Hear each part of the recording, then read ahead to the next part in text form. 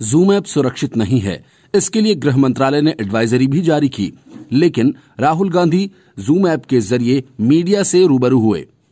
देशी विदेशी एक्सपर्ट से शिक्षा प्राप्त करने के बाद उनके पास बोलने के लिए बहुत कुछ था और कांग्रेस के सबसे प्रिय विषय लॉकडाउन पर तो उन्होंने एक रिसर्च पेपर ही तैयार कर रखा था। इसलिए उनके पास सब कुछ नया था। जैसे कि जिस भीलवाड़ा मॉडल का श्रेय उन्हें दिलवाने के लिए सोनिया गांधी कुछ दिन पहले कांग्रेस के कार्यकर्ताओं को हिदायत दे रही थीं। छत्तीसगढ़ के सीएम भूपेश बघेल ये कहते रहे कि सब कुछ राहुल गांधी की प्रेरणा और दिशा निर्देशों से हो पा रहा है। राहुल गांधी मीडिया के सामने वो सब कुछ भूल गए और वायनाड करते दिखे। जिस लॉकडाउन की समय सीमा बढ़ाने की कांग्रेस राज्यों में होड़ मची कि कैसे पीएम मोदी से खुद को एक कदम आगे साबित करें, उन सभी मतलब कि कैप्टन अमरिंदर सिंह, अशोक गहलोत और उद्धव ठाकरे की एक तरह से ऐसी तैसी करते हुए राहुल गांधी ने सिर्फ टेस्टिंग की बात की। राहुल बार बार ये बताने की कोशिश करते रहे कि लॉकडाउन से कुछ नहीं होगा, ये सिर्फ बात टालने वाली बात है। लॉकडाउन हटा नहीं कि कोरोना फिर से बेकाबू हो जाएगा। मतलब कि लॉकडाउन को उन्होंने अपनी तरफ से पूरी तरह से खारिज कर दिया। राहुल का लॉकडाउन से मुंह भंग हुआ तो इसकी आंच सोनिया गांधी तक पहुंची। अब तक लॉकडाउन का मोर्चा कांग्रेस नेता पी चिदम्बरम ही संभालते रहे हैं। 24 मार्च को जब प्रधानमंत्री नरेंद्र मोदी ने 21 दिन के संपूर्ण लॉकडाउन की घोषणा की थी तो भी रिएक्शन चिदम्बरम का ही आया था। एक बारगी तो चिदम्बरम ने लॉकडाउन का फैसला देर से लिए जाने पर निराशा ही जताई थी, लेकिन दुरुस्त कदम भी बताया था, क्योंकि उससे ठीक पहले चिदम्बरम लॉकडाउन की ही मांग करते रहे। राहुल गांधी ने लॉकडाउन की मांग तो नहीं की थी, लेकिन कोरोना वायरस के खतरे पर ध्यान न देने के लिए मोदी सरकार की आलोचना जरूर की थी। प्रधानमंत्री मोदी के संपूर्ण लॉकडाउन के ऐलान से ठीक पहले राहुल गांधी ने लोगों से अपील की थी कि वो सोशल आइसोलेशन का सख्ती से पालन करें ताकि कोरोना वायरस के फैलने की स्थिति का मुकाबला किया जा सके। और इसके मुताबिक राहुल गांधी ने ये भी अपील की थी कि कोशिश की जानी चाहिए कि लोग आपस में एक दूसरे से दूरी बनाकर रहें और कम से कम मुलाकात की कोशिश करें।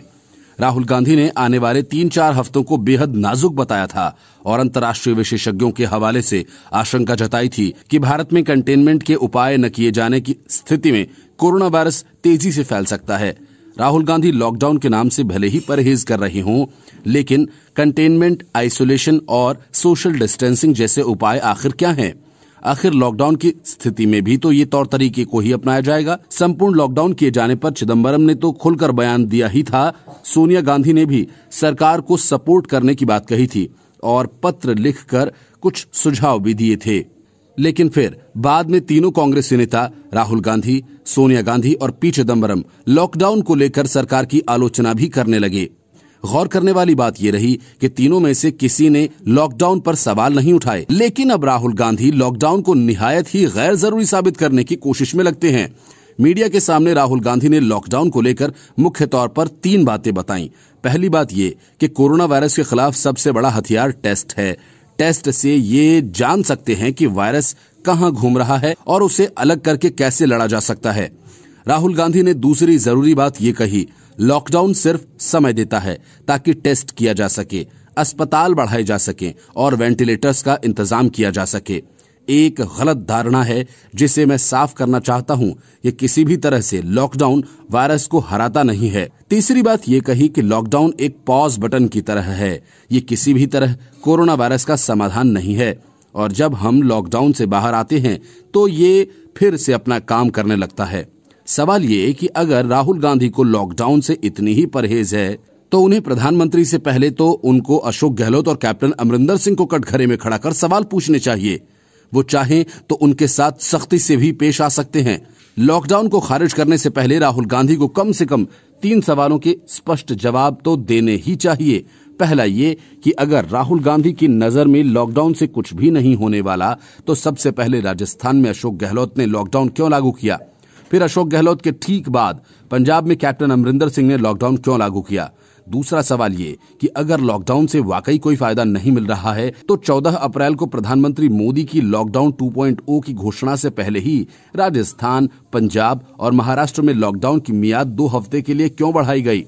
तीसरा और आखिरी सवाल ये कि अगर लॉकडाउन से कोई फायदा नहीं हुआ तो सोनिया गांधी ने कांग्रेस के राज्य प्रमुखों की मीटिंग में भीलवाड़ा मॉडल का खासतौर पर जिक्र करते हुए राहुल गांधी की कामयाबी का क्रेडिट क्यों दिया? क्या राहुल गांधी ये बताना चाह रहे हैं कि प्रधानमंत्री को लॉकडाउन लागू नहीं करना चाहिए था? ऐसा राहुल गांधी शायद इसलिए कह रहे हैं क्योंकि अगर लॉकडाउन लागू न हुआ होता तो दिल्ली सहित देश भर में लोगों का पलायन न हुआ होता और लॉकडाउन की मियाद 2 हफ्ते के लिए और नहीं बढ़ाई गई होती तो बांद्रा में पूर्वांचल के लोगों की भीड़ जमा नहीं होती।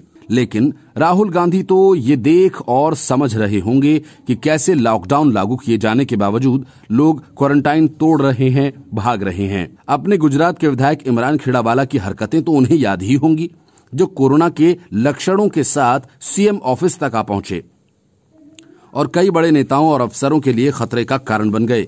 जिस देश में लोग इलाज के वक्त डॉक्टर्स और स्वास्थ्य कर्मचारियों पर थूक रहे हों, जिस देश में लोग कोरोना टेस्ट करने जा रहे डॉक्टर्स पर धावा बोल रहे हों, जिस देश में लोग क्वारंटाइन के लिए गए डॉक्टर्स को एम्बुलेंस से खींचकर पीटने में लगे हों, पुलिस टीम पर पथराव कर रहे हों, वहां लॉकडाउन किसी को फालतू की कवायद लगे तो उसकी समझ पर तरस आता है, चाहे वो कितना ही बड़ा नेता क्यों ना हो।